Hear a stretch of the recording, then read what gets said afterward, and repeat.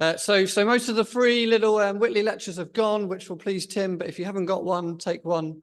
Something to read on the train home. That'd be great. Also, if you don't know anything about the Baptist Quarterly, Baptist Historical Society, if you're a minister, it's £28. If you're not, it's £30. You get the journal 4 times a year. You can access it both online as well as getting a hard copy. Some really, really good articles in there. And just very interesting history, but also contemporary as well in all sorts of different ways. If your appetite has been whetted by Steve Holmes, he's got some stuff in there.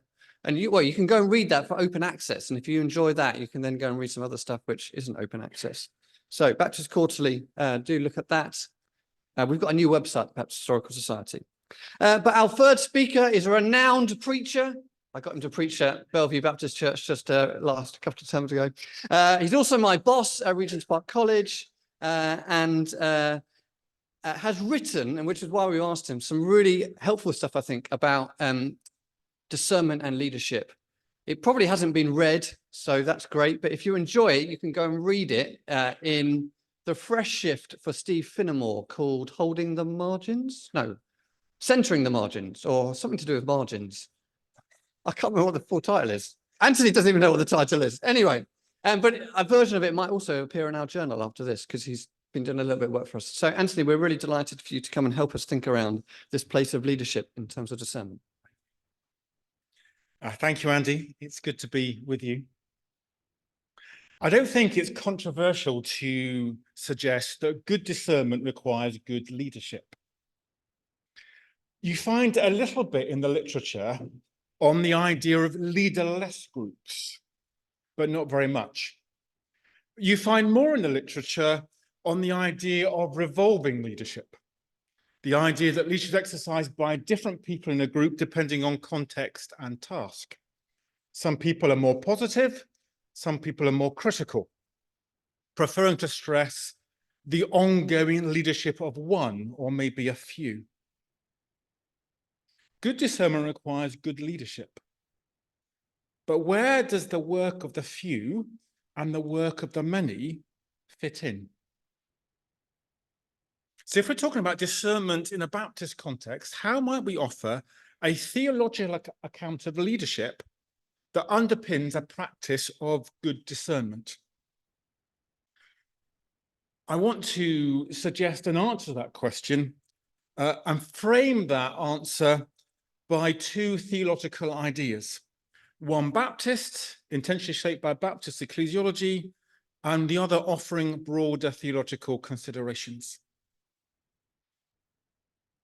For me, an early experience of Baptists doing theology well was at the Baptist Assembly. I think, in 1997, and it was, thank you, Jane, 1997, just down the road in Westminster.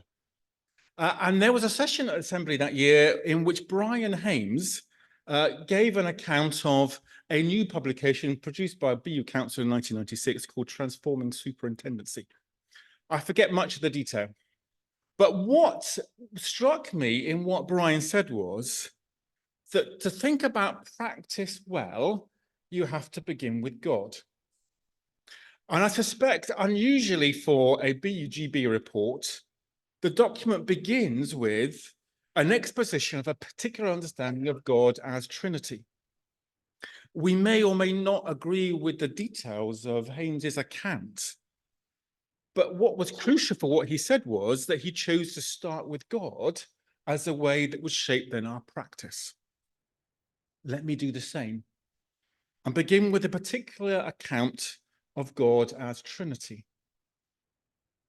David Cunningham, the theologian, offers what to me is a compelling vision of what he describes as polyphony, located firmly in his particular relational understanding of God as Trinity. Cunningham argues that the claim that these 3 are one, that's the title of his book, calls into question the common assumption that oneness and difference are mutually exclusive categories. As part of this, Cunningham explores the musical expression of polyphony. You can play several notes at the same time so that they enhance each other. Or an orchestra will draw on different instruments in such a way that the inclusion of one instrument does not diminish the contribution of another. Cunningham writes, Christianity proclaims a polyphonic understanding of God. Attention to any one of the three does not imply a diminished role for the others. All three have their distinctive melodies, and all are played and heard simultaneously without damage to God's unity. Such divine polyphony allows us to see the created world in a similar perspective, and particularly that theology can and ought to be conceived of as a musical endeavor, as bearing musical character. Cunningham argues that theology is operated with false dichotomies, in which it's assumed that increased attention to one element necessarily decreases the significance of the other. He proposes instead this idea of polyphony. So we must ask whether things can be so seen that multiple sources can be heard contributing to the greater whole without the individuals being sidelined.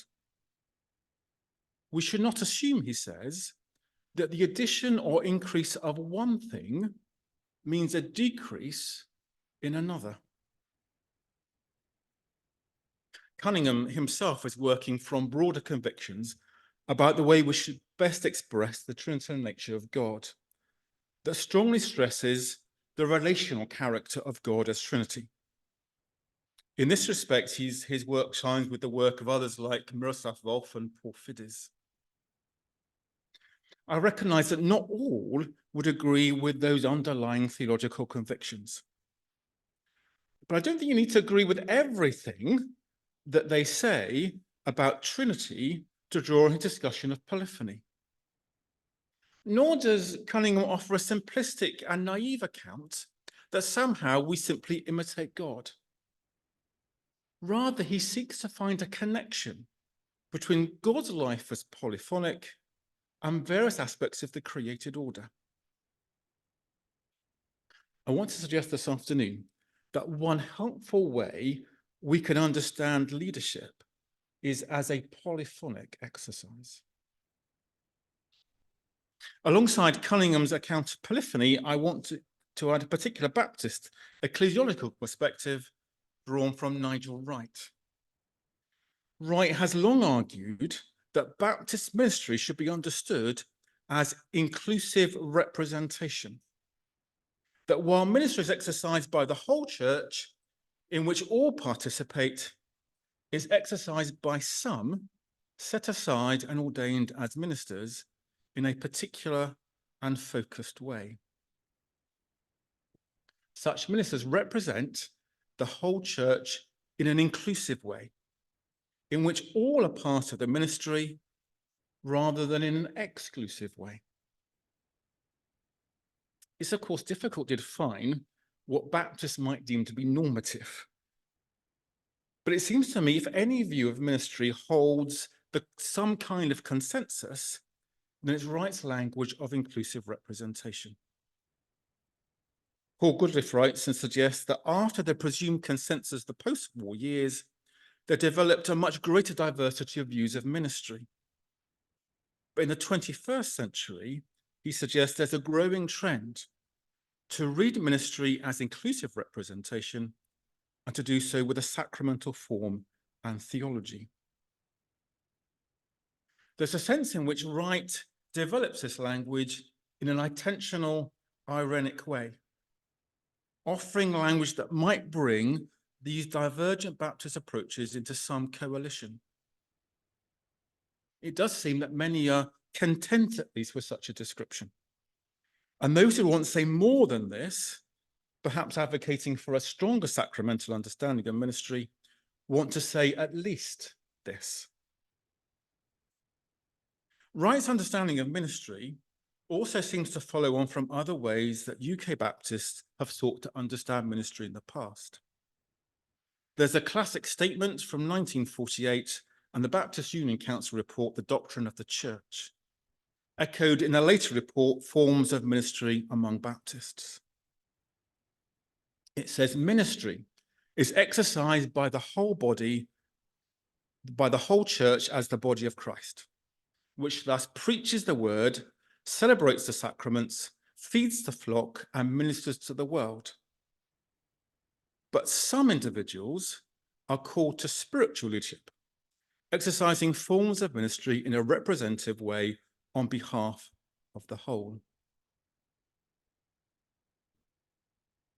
I want to combine these two theological insights to offer an account of leadership more generally and suggest how this might be significant for discernment in particular. Any account of practice among our churches and the operant theology it contains will point to a significant variety of approaches. There is clearly amongst our churches an account of leadership that stresses that discernment resides in those appointed as leaders, perhaps with a stress on their divine appointment. It's leaders who discern and decide and cast vision. Such a theology makes a very clear distinction between those who lead and those who follow. Such a view among worldwide Baptists is probably best expressed by someone called Brian Winslade, a Baptist minister from New Zealand who's worked in Australia and the USA. Winslade takes a very strong, explicit view of the senior pastor as the leader and resists the idea that leadership is exercised through the congregation. So Winslade contests that a danger of overemphasis on the doctrine of the priesthood of believers can be a subtle belief in the leadership of none, or worse still, he says, the leadership of all. Congregational government does not imply congregational leadership. Winslade and others who write in a similar way have had some influence among British Baptists. A writer on leadership more generally, rather than a theologian, called Simon Kelly, offers an interesting commentary on the temptation in culture to mythologize the single leader. Kelly recounts both the story of Chesley Sullenberger III, who famously landed a plane without engines on the Hudson River, and a piece of research conducted afterwards into the way the story was recounted in the press. What was, in fact, a very complex set of processes that involved many different people, events, and conditions was simplified in the press into the heroic act of one man, because, they suggest, America needed a hero. The research suggests that Sullenberger was portrayed as the classic all-American masculine hero. Modest, impeccably smart, silver grey hair, and his humility added further to the hero image.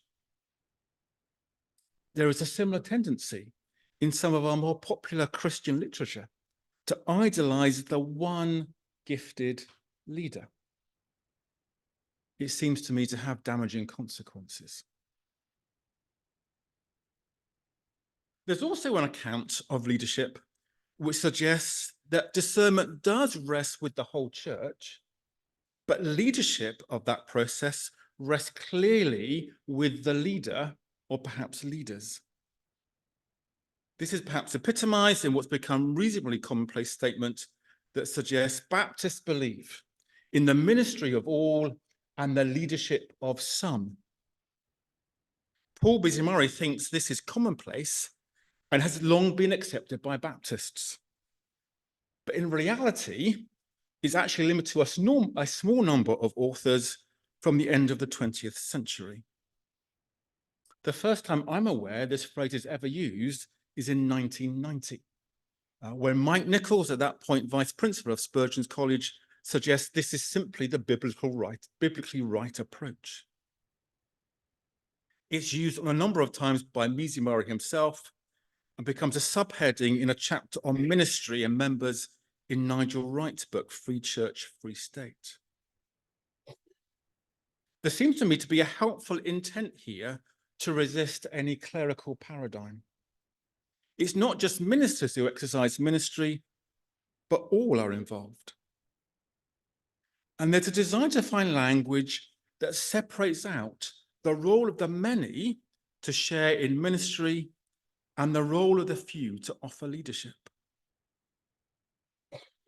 But there seems to me to be a fundamental irony here that rejects one form of dominance and replaces it with simply another. The fundamental problem, it seems to me, of this vision is its insistence of distinguishing between roles. It seems too messy and complicated to say that all share in ministry and some share in ministry in a particular way. It looks for a simpler, more binary approach. All share in ministry, some exercise leadership. In contrast, I want to offer and propose a different view of leadership, shaped by these two theological ideas of polyphony and inclusive representation. I suggest we should best understand leadership as a relational practice in which the whole church share, within which some exercise leadership in a particular way. To pick up the language of the 1948 report, the church not only preaches the word, celebrates the sacraments, and feeds the flock, the church also offers leadership. Or following from Wright's inclusive representation, I want to argue for the leadership of all and the leadership of some. Stressing that the leadership of all and the leadership of some is not a zero-sum game in which there is limited leadership that has to be divided out. This is the significance and insight of a truly polyphonous approach. Too much of the literature, it seems to me, works on a binary and analytic approach. If I'm a leader, you must be a follower. And if you are a leader, that makes me a follower. So if I'm a follower, I can't be exercising leadership. A polyphonic approach suggests that leadership can be exercised by multiple people without what one offers being diminished. In the same way that the orchestra is not diminished by what each instrument brings, when the oboes join in, the violins are not discredited. So leadership in our churches is not diminished when it's offered by the many as well as the few. There has been in recent years a lament from some in church life that the gift most frequently downplayed, sidelined, or avoided is the gift of leadership. Am I being unkind when I notice that those who make such a claim tend to be those who think they have the gift of leadership? The lament is a complex one, for it seems to express frustration that some feel that they have not been able to exercise their leadership in the way they would like. Presumably because they think the actions and decisions of others have not allowed them the space to lead. This seems to me to be the language of the zero-sum game. What you offer diminishes my contribution. I want to argue we should see these things very differently and see them through the image of polyphony and ask how the leadership of all contributes to a greater sense of the whole. we value the gifts of leadership given to some who exercise these in a particular way. And we should expect those who are ministers to be actively engaged in the practice of leadership. But equally, we value the leadership of the gathered church, because the more who contribute, the discernment will be richer and deeper as a result. One metaphor we might use to describe this kind of polyphonic, inclusive leadership is that of holding the ring. It's a metaphor that emerged for me out of a conversation with a friend and another former principal at Bristol Baptist College, Steve Finnemore. To exercise leadership is to hold the ring. I want to suggest that this might mean two things for how it's used in discernment. First, as a minister, I hold the ring for other people, so that the leadership of all is exercised well. Part of being set aside for ministry will involve the exercise of leadership. But I do this in a way that aims for all to be involved. This is inclusive representation. I have no interest in arguing that there should not be those elected to certain offices in the church, or we should avoid talking about issues of power. We must face up to the ways that power is always present, held, and used. But I want to argue that the few exercise their leadership in a way that holds the ring for others. This does not mean the minister being entirely neutral on everything, as if they had nothing to contribute. That is not an image of polyphony. Nigel Wright, for example, argues strongly for leaders to be proactive, because, he writes, it's not good enough for leaders passively to wait for others to take all the initiatives. I don't read anybody arguing for ministers to be passive. The key question is whether the leadership the leaders offer involves or precludes the whole church from sharing in the leadership of all. Polyphony says that those who may be put aside or set aside for ministry offer leadership alongside the leadership offered by all in the church. It is not a zero-sum game. A second way, if we run with the metaphor, is that I don't need to hold the ring so tightly as if somehow it's in my control and without me it would fall apart. I don't let myself succumb to the fantasy that I am indispensable and without me nothing would happen. Others will hold the ring too. In the same way that others will be involved in preaching and leading worship and pastoral care, others will hold the ring. I don't need to hold it that tightly. And this will also mean there will be times when others hold the ring so that I can contribute. One of the hymns I've gone back to again and again, expressing something for me of the vision of church as I believe it to be, begins, "Brother, sister, let me serve you. Let me be as Christ to you. Pray that I may have the grace to let you be my servant too. I will hold the Christ light for you in the nighttime of your fear. I will hold your hand out to you, speak the peace you long to hear."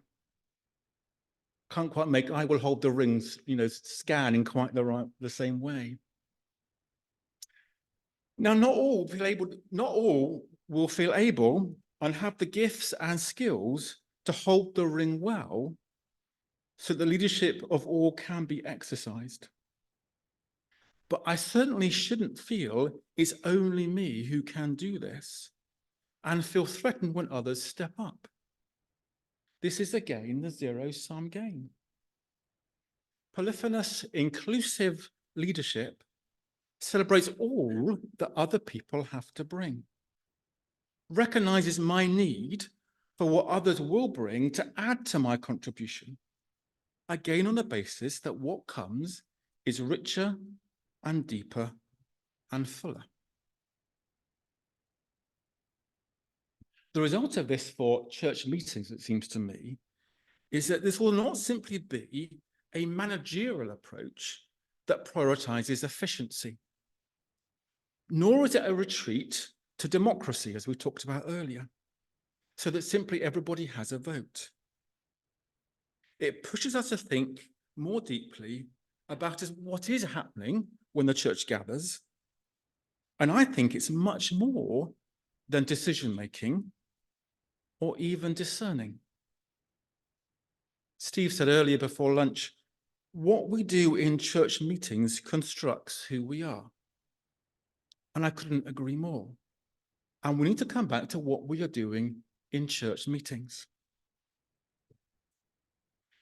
It seems to me that Baptist church life prioritizes relationships in the community as being of central importance, and that relationships have teleological significance. In other words, holding the ring for others is more than simply discerning answers to particular questions. It's also part of our whole discipleship, in which the final goal is our growing into the full stature of Christ. Holding the ring for others insists that our growth in discipleship is always part of what is happening in any discernment or decision-making process. Relationships are not simply utilitarian, necessary for making a decision. They are essential to what is really happening when the church gathers. When decisions about buildings and money and even mulled wine are long gone, what remains are the relationships through which we find our identity in Christ and through which we grow into the full stature of Christ. It seems to me that if we were to use the language of practical theology and say we want to build a thick descriptor of what is happening in church meetings, then what is happening, it seems to me here, is much more than our decision-making. We are on a shared journey into the full stature of Christ. This is partly happening when we meet on Sunday mornings. It's also happening when we meet as church meetings together. This is what we're doing when we're holding the ring. Leadership approach is shaped in some way by the great man theory, categorizes some who will always be leaders and some will always be followers. One of my fears is that this will have a tendency always to infantilize others, not allowing all to grow up into the full stature of Christ. Remember, our goal here is not simply to make a decision. Our ultimate goal is to be those who have grown up into the full stature of Christ. To hold the ring is to encourage all to share in leadership, all to take responsibility, all to exercise their God-given gifts. It's to prioritize relationships as we move forward to a theological maturity. It's fascinating to read how a developing branch of a much broader secular category of leadership studies has developed theories of what they call relational leadership. This is part of what are often called contemporary rather than classical approaches, part of an emerging understanding of leadership in what they call a post-heroic approach. Instead of a focus on particular traits or skills of individual leaders, leadership work is a social process of co-creation. And so rather than the person, it's the practice that needs to be developed. Rather than the stress on leaders, the stress is on the practice of leadership. Lucia Cravani, one of those who writes in this field, asks, do individuals interact with a given situation and then leave that situation the same, having shaped their interactions? Or is there a way in which the individuals are also shaped by the social interaction? She suggests the former image imagines us growing through our independence, the latter through interdependence, that we are shaped and we grow through our social interactions, and that involves also in the exercise of leadership. Cravani writes from a secular work perspective, but she seems to me to be theologically right.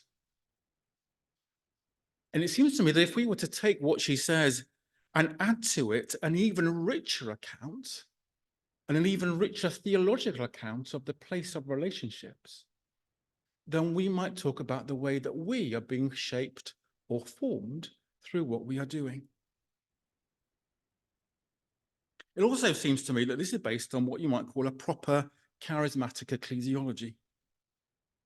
Based on texts like 1 Corinthians 12, which offers an account of the gifts given to all, sandwiched between Paul's subversion of the strong by the weak and his appeal to seek the greater gifts of love.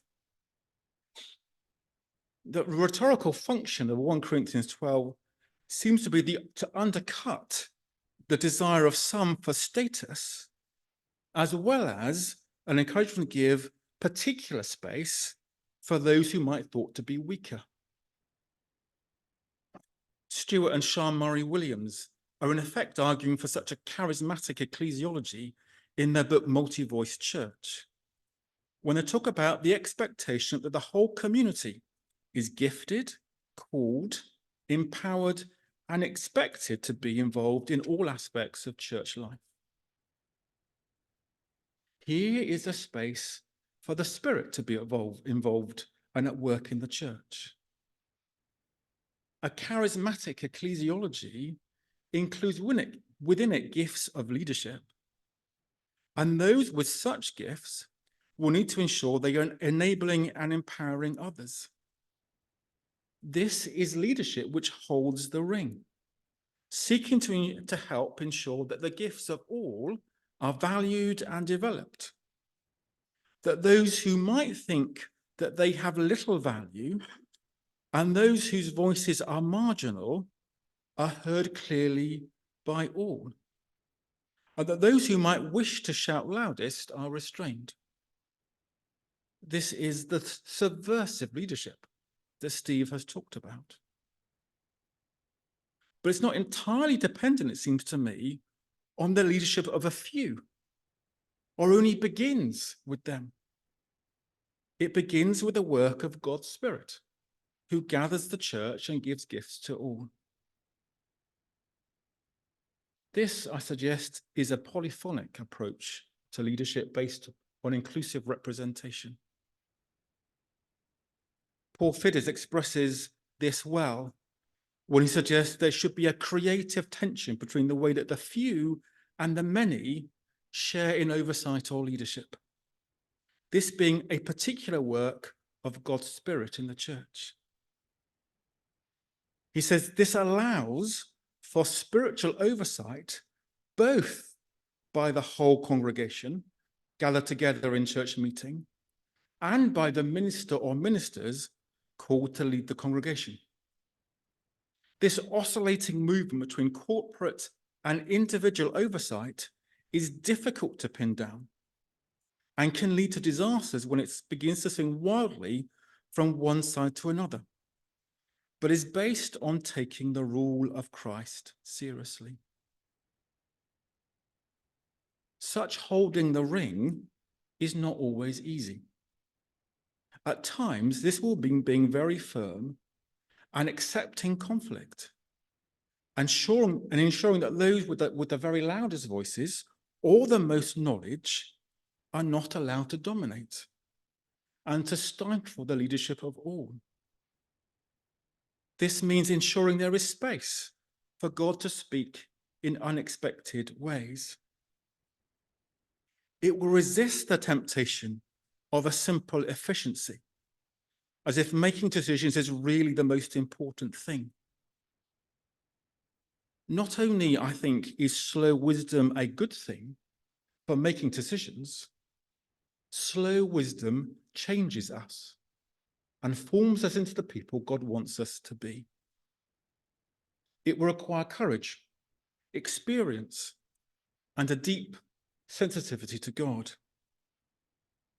But holding the ring, it seems to me, is what's important when it comes to exercising leadership. Am I being naive and unrealistic?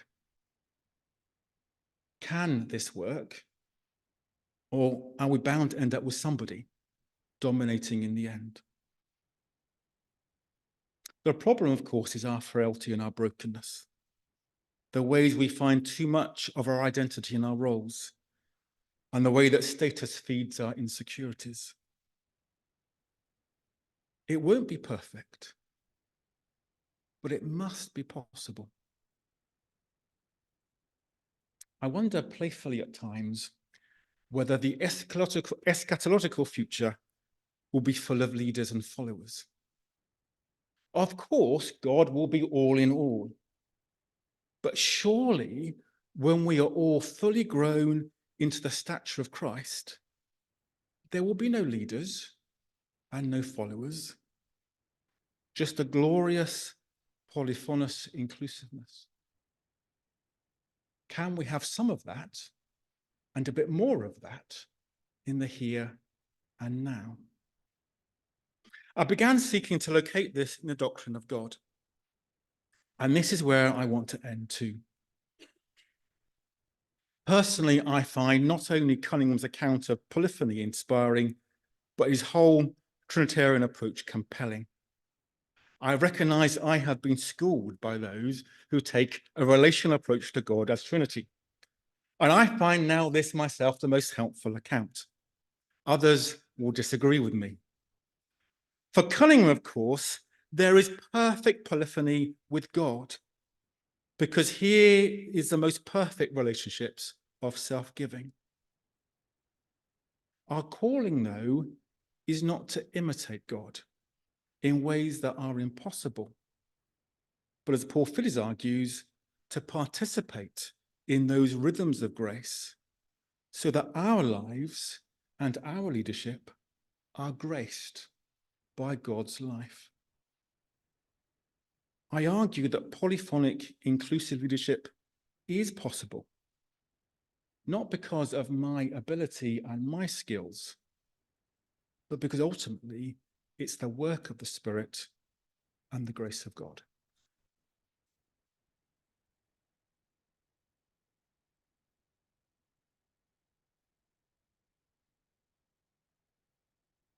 Okay, I think we've got 20 minutes, so I'm going to give you again just 5